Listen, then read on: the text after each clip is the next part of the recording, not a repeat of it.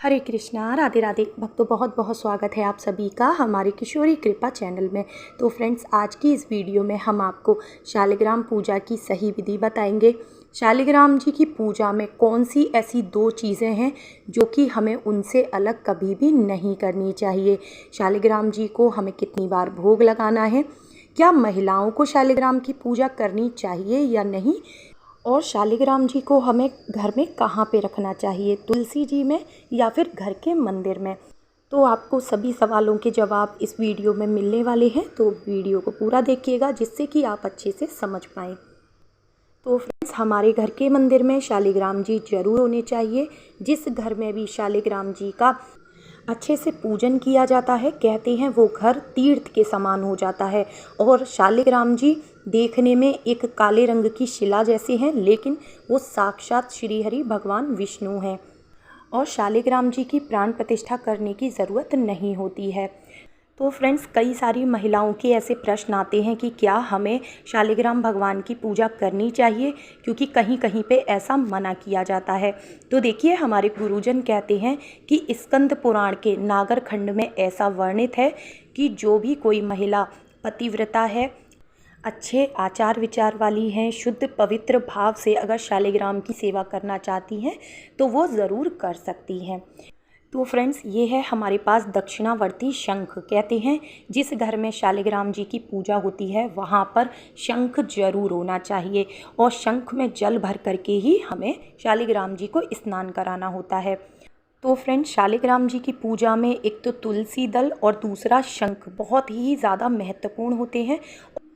तो शालिग्राम जी की पूजा में तुलसी दल और शंख आपके पास ज़रूर होना चाहिए, और शंख हमेशा शालिग्राम जी के पास ही आपको रखना भी चाहिए।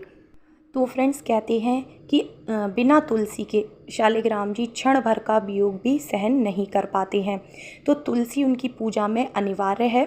अच्छा, डेली में तो आप शंख में सादा ताज़ा जल भर के भी आप स्नान करा सकते हैं, लेकिन जब भी कोई खास तिथि है, पूर्णिमा है, एकादशी है, अमावस्या है या कोई त्यौहार है, उस दिन आप शंख में पंचामृत या फिर कच्चा दूध भर के शालिग्राम शिला को स्नान जरूर कराएं। तो फ्रेंड्स, शालिग्राम जी की पूजा में स्वच्छता और पवित्रता का विशेष रूप से हमें ध्यान रखना होता है। आप चाहे महिला हैं या फिर आप पुरुष हैं, शालिग्राम की सेवा करने से पहले स्नान आपने जरूर किया हुआ हो। इसके अलावा किसी भी तरह का तामसिक भोजन, नशीले पदार्थ का सेवन आप बिल्कुल भी भूल कर ना करें। तो देखिए, हमने अपने शालिग्राम जी का सिंहासन ठीक किया है। थोड़ा सा हमारे पास ये फ्लावर रखे थे वो लगा दिए हैं हमने, पीछे की साइड मोर पंख लगा दिए हैं। शालिग्राम जी भगवान विष्णु जी का ही स्वरूप है, तो आप इनकी सेवा ठाकुर जी के स्वरूप में, बाल रूप में समझकर या फिर पिता के रूप में मानकर कर सकते हैं। तो फ्रेंड, शालिग्राम जी को विराजमान करने के लिए इस तरह से देखिए, ये गोल हम सिंहासन बनाते हैं जिससे कि अच्छे से इसमें शालिग्राम जी विराजमान हो सके। तो ये हमने घर पे ही बनाया था। अगर आप लोगों को सीखना हो तो कमेंट करना, मैं इसका वीडियो ज़रूर से डाल दूँगी। तो फ्रेंड्स, अगला सवाल आता है कि शालिग्राम जी को घर में कहाँ रखना चाहिए, तुलसी जी में या फिर घर के मंदिर में। तो फ्रेंड्स, क्योंकि शालिग्राम जी साक्षात भगवान विष्णु हैं, लक्ष्मीपति नारायण हैं, तो आप उन्हें अपने घर के मंदिर में एक राजा की तरह आप उन्हें सुंदर से सिंहासन पे पीले रंग का वस्त्र बिछा करके विराजमान करें।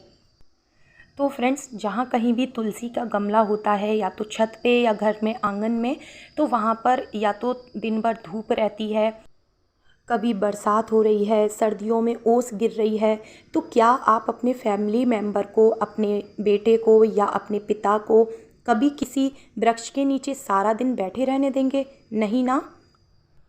तो बिल्कुल उसी प्रकार से शालिग्राम जी की सेवा हमें करनी है, पूरे भाव के साथ, ठीक है।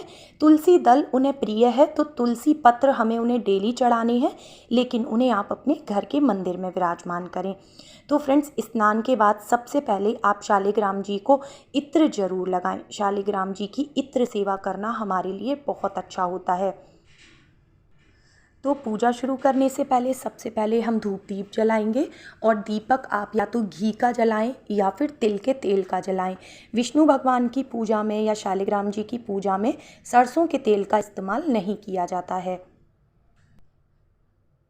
अच्छा, अगला आपको ये ध्यान रखना है कि शंख को कभी भी मंदिर में खाली नहीं रखना है। शंख में हमेशा आप जल भर के रखें और उस पे भी चंदन का तिलक करें, तुलसी दल रखें शंख के ऊपर। इस प्रकार से पूजा करने से शालिग्राम जी बहुत प्रसन्न होते हैं। तो शालिग्राम जी को नित्य प्रतिदिन चंदन आपको ज़रूर लगाना है और तुलसी तो आपको पूजा में ज़रूर से रखनी है, ठीक है। तो शालिग्राम जी के मस्तक पर हमेशा हमें तुलसी चढ़ानी चाहिए। और अगला आपको ये ध्यान रखना है कि शालिग्राम जी के ऊपर कभी भी अक्षत चावल नहीं चढ़ाए जाते हैं। हमेशा शालिग्राम जी का पूजन हमें तिलों से करना चाहिए। तो फ्रेंड्स, वैसे तो शालिग्राम जी की सेवा बहुत ही सरल होती है, लेकिन बस कुछ नियमों का हमें ध्यान रखना चाहिए। उसके बाद देखिए, हम यहाँ पे जनेऊ अर्पित कर रहे हैं। आपके पास अगर जनेऊ ना हो तो फिर आप कलावा रूपी वस्त्र भी शालिग्राम जी को चढ़ा सकते हैं।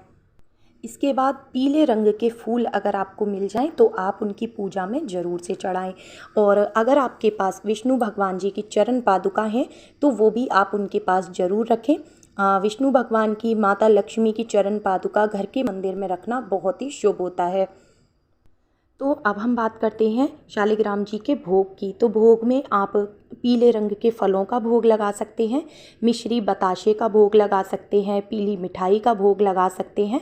लेकिन ध्यान ये रखना है कि शालिग्राम जी को जो भी अगर आप भोजन बना के भोग लगाना चाहते हैं तो एक तो वो सात्विक भोजन होना चाहिए, दूसरा ये कि आप स्नान करके ही भोग तैयार करें। तो आप सुबह और शाम की भी भोग सेवा उनकी ले सकते हैं। जो भी आपसे भोग में बन पड़े वो आप उन्हें भोग लगाएं। तो ज़रूरी नहीं है कि आप खाना बनाकर ही उन्हें भोग लगाएं, ठीक है। डेली की पूजा में आप उन्हें पंचमेवे का, मिष्ठान का, फलों का भोग लगा सकते हैं। उसके बाद देखिए, हम कर रहे हैं यहाँ पर लौंग कपूर से आरती। आप चाहें घी के दीपक से भी कर सकते हैं। और फ्रेंड्स, ये जो आपने तुलसी पत्र अर्पित किया है ना शालिग्राम जी को, शालिग्राम जी आपकी दी हुई इसी सेवा से तृप्त हो जाते हैं। तो फ्रेंड्स, फ़ोटो की पूजा करने से ज़्यादा विग्रह की पूजा करना हमारे लिए फलदायी होता है। वो चाहे शालिग्राम जी हों, वो चाहे लड्डू गोपाल हों। तो फ्रेंड्स, शालिग्राम की पूजा करने से आपकी कोई भी मनोकामना क्यों ना हो वो पूर्ण होती है। आपके घर में कभी भी धन संपदा की कमी नहीं होती है। अच्छा, आपको ध्यान ये भी रखना है कि पूजा के बाद उनको बार बार स्पर्श नहीं करना है।